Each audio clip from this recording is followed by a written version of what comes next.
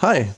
In this video I will show you 6 different ways to trigger the 6mod6 module dynamically. I'm using the sequencer to trigger the 6mod6, but we could use any other sequencer as well. Number 1. Use the accent knob. The simplest way is to use the accent. If you play a little sequence, we can use the accent knob to change the volume of all the instruments simultaneously. Number 2. Use the trigger accent input. We can also trigger the accent via the accent input. In our case it's connected on the back, but usually you would use the accent input here. Here I'm triggering the accent on several steps, and right away you can hear that some instruments are louder than others, and I can change the accent amount with a knob here. Number 3. Use the accent amount CV input. Additionally, there's an accent amount input. If I put a voltage into the accent amount, I can control the amount of accent. The accent knob here becomes an attenuator for the CV input. I could, for example, use an LFO to control the accent amount.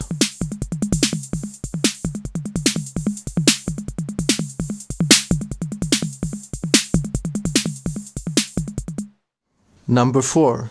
Use the trigger inputs dynamically. The trigger inputs of the 6mod6 are completely dynamic.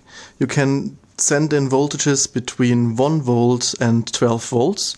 And if you have a sequencer that supports that, you can use it directly. I don't have one, but I just use a trigger output from a sequencer, double its amplitude and put it through an attenuator so we can hear how the different volumes change.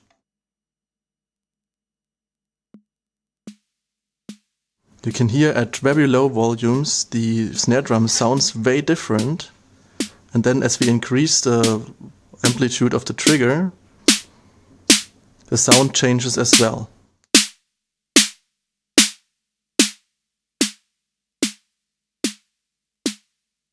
The different instruments react differently to amplitude, and it's worth trying how they sound like.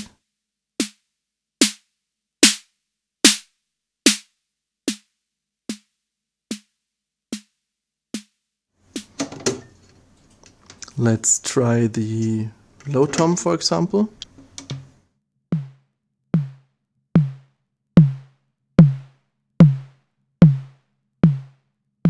You can hear that the pitch modulation of the tom depends on the amplitude of the trigger. Number 5. Use the trigger inputs as volume CV inputs. There's a special mode of the 606 which turns all the trigger inputs into volume CV inputs. This only works if you're using the sequencer or if you're controlling the 6mod6 via Midi. Why? Because you can't use the trigger inputs anymore. So to activate this, I press long on the cymbal pulse button, and then I turn this knob here all the way to the right and press the button again, and now this mode is active.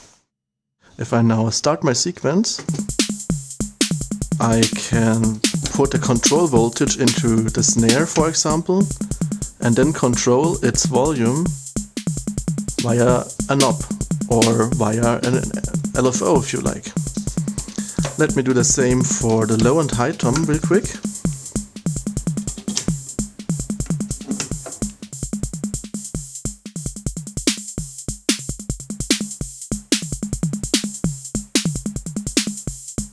And I'm putting an LFO on the high tom or on the low tom.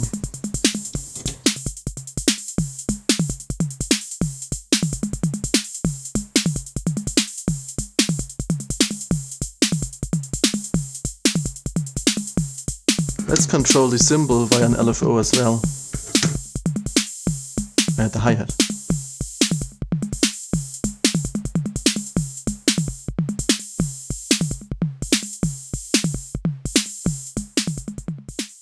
Number 6. Use Midi velocity.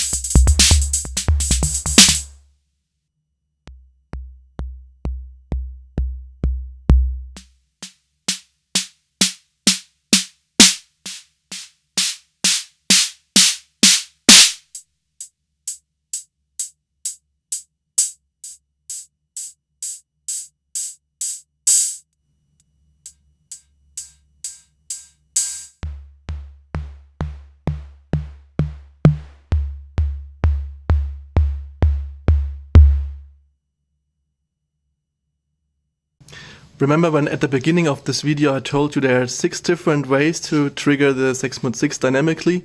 Well, I lied, sort of. There are more, of course, and this is one of them.